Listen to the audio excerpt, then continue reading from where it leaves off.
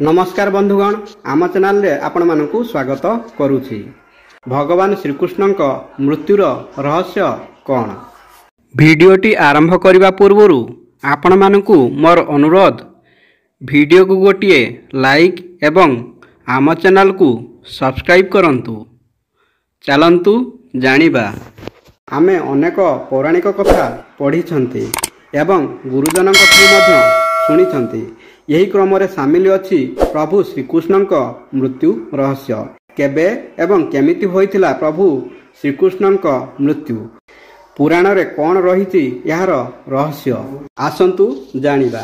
बंधुगण, द्वापर जुगर महाभारत कथा। मानव जाति एवं मानवता को नष्ट करिथिबा कुरुक्षेत्रर महाभारत युद्ध शेष होइथाय। महायुद्ध रे विजय लाभ करिबा परे मध्य पांडव मानक शिविर रे विजयर खुशी देखा जाई नथिला। एही निराशरे सेमानक मन भी विचलित होई उठुथिला। तेणु पांडव श्रीकृष्ण सहित दुर्योधनक मृत्यु रे शोक करिया पई तांको अंध पितामाता महाराज धृतराष्ट्र एवं गांधारी निकट रे पहुंची थिले। रक्ताक्त अवस्था रे दुर्योधनक शव पड़ी रहिथिला। किंतु एही समय रे प्रभु श्रीकृष्ण दुर्योधनक मृत्युर प्रकृत दोषी बोली कहिथिले गांधारी। चित्कार करी गांधारी श्रीकृष्ण को कहिथिले जे, हे द्वारिकाधीश, मु सर्वदा विष्णु रूप में आपणक पूजा करि आसीछि। आपण निज दिव्य शक्ति बल रे यही महायुद्ध को रोकी पारि थांते, किंतु आपण यह कले नहीं। एबे जांतु एवं आपणक माँ देवकी को पचारि बुझंतु, पुत्रर मृत्यु रे अश्रु झराउथिबा जणे मार कष्ट किपरि होइथाय।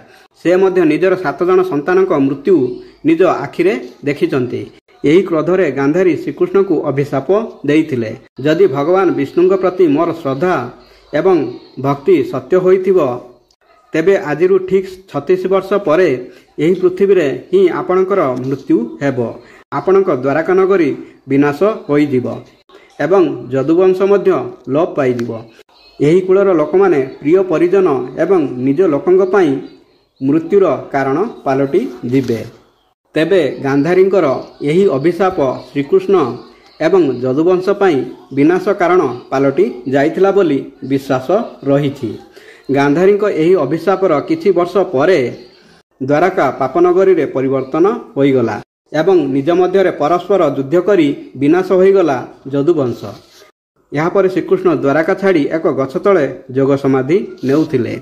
एही समय जरा नामक जड़े शिकारी हरिण शिकार करिया पई आसीथिले, किंतु लटा बुदा भितरे श्रीकृष्ण पाद को हरिण भावी तीर चलाई देइथिले जरा।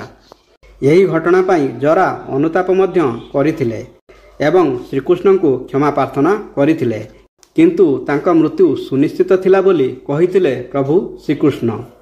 बंधुगण, भिडियोटी भल लागिले भिडियो को गोटे लाइक, शेयर एवं आम चैनल को सब्सक्राइब करने को भूलिबेनी। धन्यवाद। जय श्रीकृष्ण।